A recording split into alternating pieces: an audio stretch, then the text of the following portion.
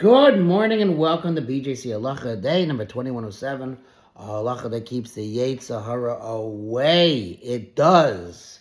The consistent learning of halacha, the Torah tells us, well, the prayers tell us, Tan v'lehu, kol shona halachos, b'chol yom muftach lo shehu ben olam haba. Anyone who learns Torah halacha every single day is guaranteed the world to come. Takes 3-4 minutes, folks. Let's do it. Join me. Spread the wealth. Share with your friends and family. Let's go. Sometimes the halachas are not as exciting. Okay, listen. Those 3-4 minutes are better than anything in the world, all right? Better than scrolling through Facebook, watching about Harry Cohen's life who you don't even know. Torah! Better to learn a halacha you don't know, or that seems out of this world, or seems not so relevant. Doesn't matter. It's halacha. Let's go. Okay, laws of Erev Pesach that falls on Shabbos. When kneading a certain measure of dough, one must set aside and burn a portion of the dough known as challah. We used to give that to the kohen, but that's really what challah is, not the challah rolls we refer to as challah on Shabbos. The challah is the dough. That's what it is, and you set aside a part of it, and sometimes you make a bracha. Let's see what the footnote here says. Literally loaf. See above Siman 35. We were there a long time ago for the details of this mitzvah. In this paragraph, the Kitzer, again, that's the author of this book, the Kitzer Shlama, also uses the term chalos when referring to the loaves of bread eaten on Shabbos rather than to the dough that is set aside. Here you go. In order to avoid confusion between these two distinct uses of the term, we have in this paragraph used the word challah for the portion of dough that is set aside and loaves for the challah loaves that are eaten on Shabbos. There you go. Okay. So once again, when eating a certain measure of dough, one must set aside and burn a portion of the dough, known as challah.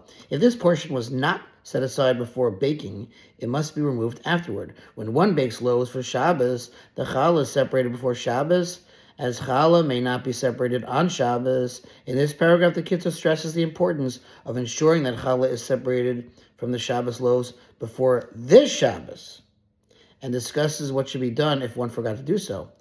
On this Erev Shabbos, again, right? The Shabbos right before Pesach. Each person, i.e. the head of the household, must take extreme care to ask the members of his household whether they set aside challah from the loaves that they baked in honor of Shabbos. Now, assuming you didn't bake them, you don't have to separate them. But if you bake them, you have to separate it. It says, although the Kitzur writes above that one should ask this question every Erev Shabbos, it is especially important on this Erev Shabbos, as the Kitzur explains further. Okay. For if they did not set aside challah before Shabbos, and then they realized on Shabbos that they had not set it aside, there is a great dilemma regarding what to do to rectify the situation. It says in the footnote, if one did not set aside challah from a dough before it was baked, it may be set aside from the baked bread. However, one may not set aside challah on Shabbos itself. We just mentioned that. Now, in a regular Shabbos, if one forgot to set aside challah before Shabbos, outside of Eretz Yisrael, he may eat of the loaves on Shabbos, making sure to leave over enough to set aside and burn as challah after Shabbos. This, however, is certainly not an option on this Shabbos, since one must dispose of all chametz on Shabbos morning, remember? Because it is forbidden to set aside challah on Shabbos, so you can't do that. And it's also forbidden to keep the loaves until after the Shabbos, since they're chametz. The opinion of the Magen Avram in this case is that there is no way to rectify the bread and it's forbidden to eat it. He must therefore give all of the loaves to a non-Jew as a full, legally binding present, a gift, before the time that they become forbidden for benefit.